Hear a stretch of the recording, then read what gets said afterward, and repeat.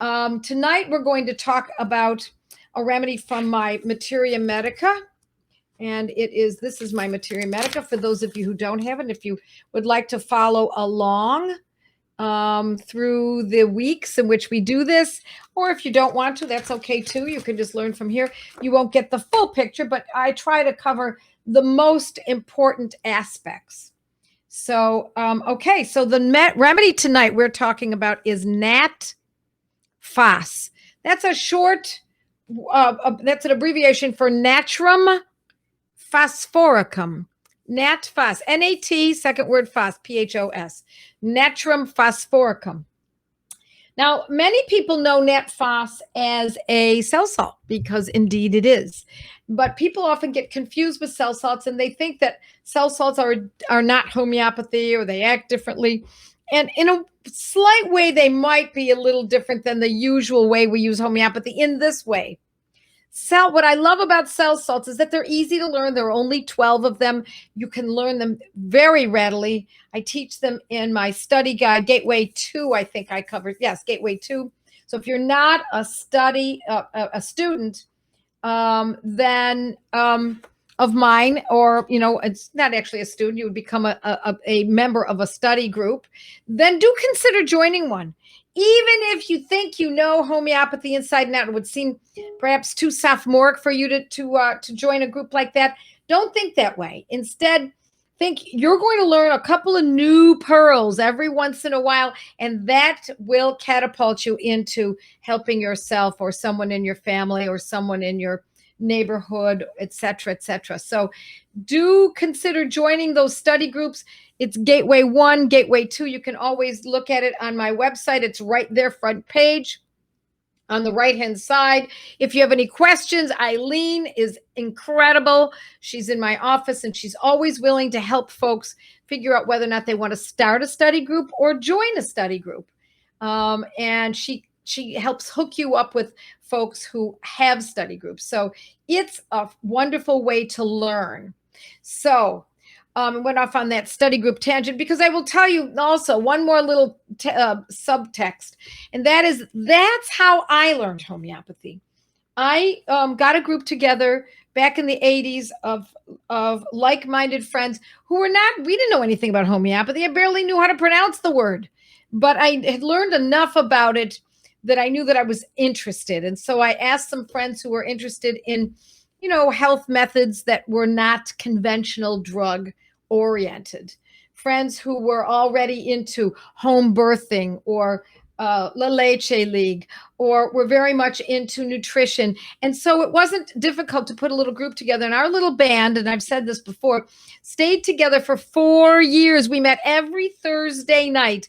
Many of the nights were in my living room every Thursday night. And sometimes we went to other people's houses. And I lived in Buffalo, New York. And it didn't matter how much snow we had. It did not matter. We put on our heavy boots, our heavy coats, wrapped scarves around our necks, put our hats and mittens on, and got in cars and traveled to the class because it was that important to us. We considered it our women's night out. It was fabulous. Now, of course, today is different, not only because you can meet up with folks from all over the world in these groups, but it is, now we have to always be worried about what governor's telling us we got to, and so we do have to consider that possibility. But there are wonderful groups starting up on Zoom, so I wanted to pass that on to you. Let's get back to the medicine, right? Shall we get back to Nat Phos or Natrum phosphoricum?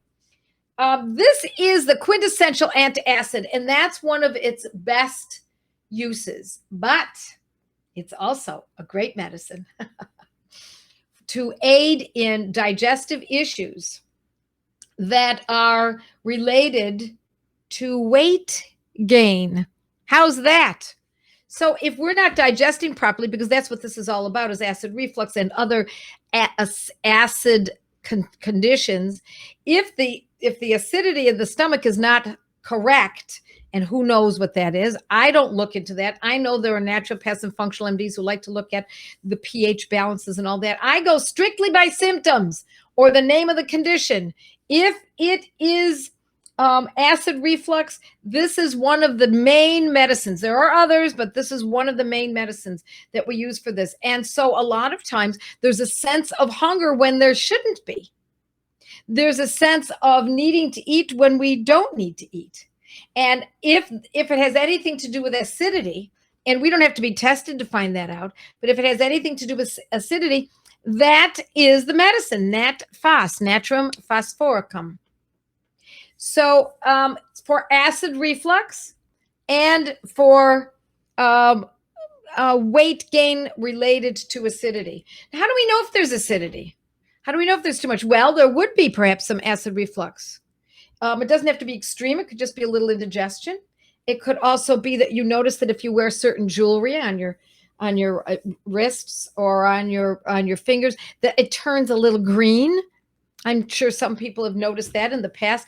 But if you have that, in the last several months or so, and that's a condition or characteristic of your skin, then that's an acid imbalance, and that could be an indication that Nat Phos could be a good remedy for weight gain. But it also can be for anyone who's got weight gain. We can always use Nat Phos 6X, or that's this. Okay, Nat Phos 6X, or we can buy it in a 30th potency. But I like to generally start with a 6X. And for acid reflux, this is how I started using it originally. This is not a specific protocol, so I'm going to give you a couple of suggestions here, a couple of ideas. One is that when my father used to have acid reflux, indigestion, for decades, he used Tums. Decades.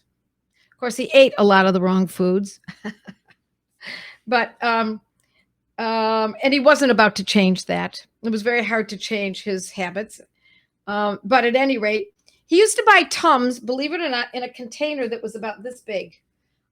He must have gotten it at Big Lots or something. And he kept it in his car. And then he also had a little bottle of it as well in his upper pocket.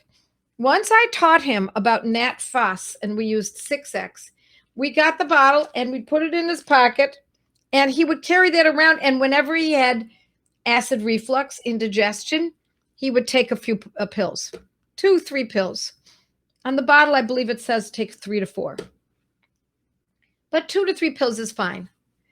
After a while, he no longer, this is the best part, he no longer needed it. Why? Because homeopathy corrects conditions. It doesn't treat symptoms. Let me repeat that. Homeopathy corrects conditions. It does not treat the symptoms. So after a while, he no longer needed it anymore. He put the Tums away, or actually they probably stayed in the trunk of his car. And he no longer had to stock his shirt pocket with the Nat Phos. Then what happened? It started to come back again about, I'm just going to take a guess because this was so long ago, it's hard for me to remember. This was back in the 80s. It came back again, I don't know, maybe 6 months, 10 months, a year later. Indigestion. What do you know? He had red sauce and meat mixed together in a bolognese, and then he got indigestion. What did he do? Well, I will tell you what he did. He did what everybody does. He watched television, and on television, they didn't say take Nat Phos. They reminded him to take Tums. He forgot about Nat Phos. He went back to the Tums. It wasn't until I got in his car one day, saw those stupid Tums in there again, and I said, Dad, did you not remember Nat Phos? Oh, yeah, I forgot about that. Put the Tums away, start the Nat Phos again, and this time, the Nat Phos wasn't needed as frequently because it had already established its work earlier on, months earlier. So he started to take it. And how often did my father take it? He took it, he took it as needed, which meant that anytime he had any indigestion, or he knew he was going to go to an Italian restaurant and eat all the wrong foods for him, he would take it in advance. like just before he walked into the restaurant. And then if he still happened in spite of that, or it wasn't so bad, but it still happened, he would take it after eating. And that usually did it. 2 doses, maybe, sometimes 3 doses, and that would do it. But there were other times in which he had it so bad, especially in the very beginning, he had it so badly that he couldn't wait for an SOS. He couldn't wait for it to occur only occasionally. And because that wasn't occasional. Instead, he just took it every day. How many times? Well, when it was really severe, I urged him to take it 3 times a day, sometimes even 4 times a day if it was really bad. And then as it improved and the tipping point was balanced properly, he was able to back off of using it 4 times a day, went to 3 times a day. As that started to improve, a few days later, he noticed he only needed it maybe twice daily, but he still needed it. Then he would take it twice daily until it was no longer needed as frequently or no longer needed at all. Is that beautiful? Oh, I'm being pixelated. Wow. Isn't that the strangest darn thing? And so after a few episodes of this where he used it the first time and then didn't need it for a while, for several months, and then needed it again, the second episode of its occurring lasted maybe 2 or 3 weeks. He started to take it again, didn't need it any longer. Now he went 6 months, 8 months without needing it. Now it showed up again, took it for a couple of days. And each time he's taking it, he's needing it less and less frequently. And what we're looking at are the 3 magic markers that I always talk about. Less intensity to the symptoms, lasting for a shorter period of time, and a larger space between each episode. That's what we're looking for. And why are we looking for that? Because it helps us determine whether or not we're using the correct medicine. And once we know we're using the correct medicine, because any one of those 3 magic markers, or 2 of them, or even better, all 3 of them are acting, then we know we've got the right medicine. We stay with it until it's done. Now, what is done? Does it mean that then we can eat with impunity? We can always eat red sauce with meat forevermore? May not be. There may need more work than this. The gut may need more work than this. And so Nat Phos may work from time to time, but it doesn't work every single time. And then we have to go a little deeper, and that's when I urge folks to consider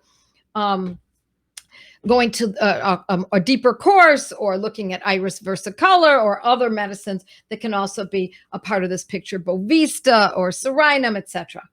So that's how we use it for acid reflux or indigestion. Now let's talk about the potential that weight gain. Not the potential. Let's say there's weight gain. And if we can, as I said earlier, if we can hang our hat on the fact that there is an acid problem on some level, let's say they're urinary tract infections. Nat Phos is great for urinary tract infections. Nat Phos is also great for gout. It's not the only one. It's not my first one, but can be useful if someone has gout because it's acidic, right? We're talking about those kinds of situations in which there's acidity in the body. And if you have any of those, or have had any of those conditions that are high acid profile conditions, then by all means, there is your rationale for choosing Nat Phos either in a 6th or 30th potency before every meal. If you can remember it. It's hard to remember. It's hard to remember something before you eat. It's easier to remember while you're eating or after. Now, let's say you can't remember before, then just take it during. I mean, just wait a minute, clean your mouth. And what I mean by that is just take a sip of water and kind of swish it around and drink it down. Make sure there's no food in the mouth. Not that it's that important. I'm going to be honest with you. But if you really want this to work as cleanly and as accurately as possible, then it's not a bad idea to have a clean mouth when we administer the medicines to ourselves. So then you put it in, we put it in our mouth, and then we continue eating. Another way to remember it, though, is you keep this Nat Phos, whether it's the 6 or the 30, and we keep it in the kitchen where we prepare our foods, or we put it on the kitchen table where we're about to sit. Now, normally we like to have a few minutes before eating, with if possible. And in that case, what we would do is you put it, if you normally make I don't know, soup every day, and you got your pots and pans in a drawer, and you know what pot you're always going to use for making your soup, put the Nat Phos bottle in the pot. And it will help you remember that when you start making the soup, that's a good time to take the medicine. Or if you make eggs every morning, put the Nat Phos on the dozen eggs in the refrigerator. That will help you remember. At least you get it for breakfast. Or if you make burgers at night for dinner, then you're going to put the Nat Phos right on the meat when you get it out of the freezer. Put it right on top of it so that you remember it. It'll make it easier. And then after a while, this habit will be started. And how people always ask me, how long will it take before I start to lose a little weight? It all depends on the person. And I'm not going to tell you it's a slam dunk. It's more of a slam dunk that this Nat Phos works for indigestion and acid reflux than it does for weight loss. But I have seen it act for folks. For certain people, Nat Phos can be indeed very valuable for weight loss. And so what we do is we use it until we've gotten somewhat comfortable with a little bit of weight loss, or at least we're no longer gaining weight. How about that idea? Because sometimes we're on a roll and we just keep gaining and gaining and gaining. All right, let's see if we have any questions coming in here. Let's see. I'm looking to see what about someone who has acidity, but whoa, I just lost it. It goes so quickly. Could be what about someone who has acidity, but losing weight? Could still be useful. Could still be useful for that. Absolutely. It's also for, as I said, it can be used for gout, and it can also be an adjunct to other medicines that I teach for urinary tract infections. Although I will also report that some people have used just Nat Phos for a urinary tract infection every few hours, and it has acted. And in that case, I personally would probably use a 30th potency, Nat Phos 30. Okay. How would one differentiate between 6X and a 30C? You know what? More often than not, I choose a slightly higher potency when I have a little more confidence in what I'm choosing it for. In other words, not that I have more confidence that I believe Nat Phos is a good medicine, but rather that I believe that this is really a slam dunk. In other words, if you've got a little urinary tract condition and you've got a little greenness on your skin from jewelry, and you've got acid indigestion, I would think immediately Nat Phos 30. If you're not so sure, then maybe a 6X. But having said that, either potency I'm sure would act quite well. Low stomach acid. Here's the thing. I know that I am approaching this by saying high acid. But really what I'm saying is I want to see symptoms. What are the symptoms of this condition? Reflux, green skin from jewelry, urinary tract issues. And I could keep going with these. Those are my symptoms or the names of the conditions. But when someone says low acid, that doesn't give me an actual condition. It gives me more of a rationale. So it doesn't give me enough information. Okay. Somebody's asking about tooth abscesses. I won't be talking about that, but I do talk about it. So I urge you to look on my blog. This is what you want to do. Dental abscess, Joette Calabrese. That's the way you look this stuff up. I've been putting this blog out for, I think it's now about 12 years. And I try to keep as much good information out there as I possibly can. Now, you might call it a tooth abscess, and I might call it a dental abscess. You just have to be able to use synonyms. Okay. What about gallbladder pain? Look, that's certainly a possibility that this could have essentially have a relationship to gallbladder pain. It's not my first medicine for gallbladder pain, but it is a very good medicine for it. I would say it's about the third one down. I talk about gallbladder pain and gallbladder issues in my course titled Good Gut, Bad Gut. So should something that you've learned on my blog or for free here on podcast not act, then consider going deeper. But meanwhile, see what you can do. Colic. Thank you so much for saying that, Michelle. It's a great medicine for colic for babies. You bet it is. It's not my first choice. My first choice is generally chamomilla, but I'm so glad you said that.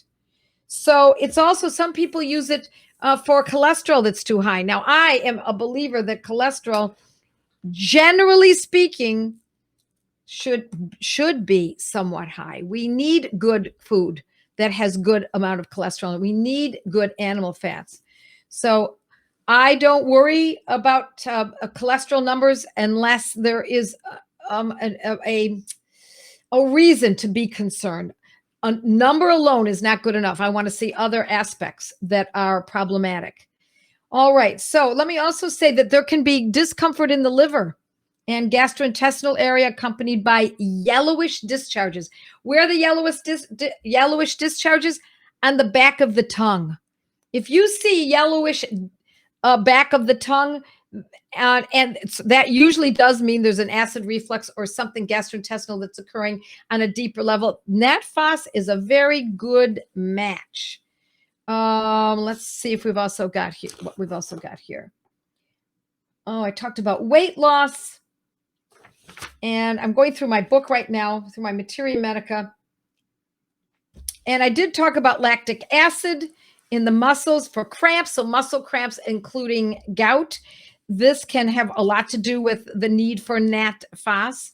It is effective for hyperacidity accompanied by fatigue and weariness and honey-colored discharges from with a sour odor. Now, look, this is not a main remedy for fatigue. It doesn't mean we couldn't use it, but we want to see this constellation of symptoms in order to choose it for fatigue. So let's see what else we have got here for questions. All right. What other symptoms or problems for cholesterol do you look at? I got a cholesterol plaque in my parathymic artery behind my leg. No, I'm sorry, I won't be covering that today. We want to try to stay on this medicine and as closely related as we can. So happy that he is off of it for, okay, somebody's communicating. Diarrhea with any pain, no bloating, nothing, just started, has it for 3 months now. Tried various remedies, but not Nat Phos. Yes, you might want to try that. He is on statin Lipitor. You know what I think of statin Lipitor? Don't ask. Lipitor, statins. All right. Nat Phos for puppies' worm problem. Kim, I'm glad you brought that up because Nat Phos can sometimes, because of the acidic environment, can be the perfect environment for parasites. So yes, I would use something like that. And because if it's the only condition, I would use it in a 6X. I would not use it in a 30. Okay. Success story. My husband is finally off his PPI medication for acid reflux after 8 weeks now because he has been taking Nat Phos and Versicolor. Yeah, that's beautiful. Nice job. Very nice job. Yep, colic and acidity for baby. You know, another thing that we see with babies with colic is we also often see that the stool is very acidic. It burns the baby's bottom. It has a sour smell. That can be a call for Nat Phos. All right, muscle cramps. Okay, yes, it can be for muscle cramps in the leg. Absolutely, absolutely. And for acidity caused from drinking wine, alcohol in small quantities, 1 to 2 glasses of servings. Yes. Look, here's the thing. It doesn't have to be caused by anything in particular necessarily. I'm just trying to give you circumstances so that you can kind of lay it out and put your story in front of you and then examine it. So whether it's from wine or chocolate or red sauce, like my father used to eat red sauce with meat, those kinds of things can encourage a need for Nat Phos. So by all means, that's what you would use. And let's see if we've got any other questions from my mighties. So I want to say that for those of you who are on Facebook, we're having a lot of trouble with it tonight, which is not a surprise. Look, folks, I will stay on Facebook for as long as I can. But as you know, the world in which we live is rapidly censoring people who say things that are against corporate media, big corporations, big pharma, et cetera, et cetera.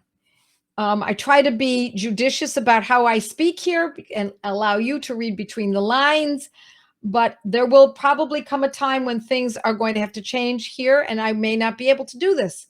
So I urge those of you who are not are not members of my Mighty Members group to indeed consider it. It's very inexpensive, and I give a lot of information. And mostly what it is, it's not so much volume as it is quality. I try to give information that I would not otherwise speak about to the general public. So you'll get little bits and pieces of my philosophy, my personal life too, because I know that that helps people understand where I'm coming from.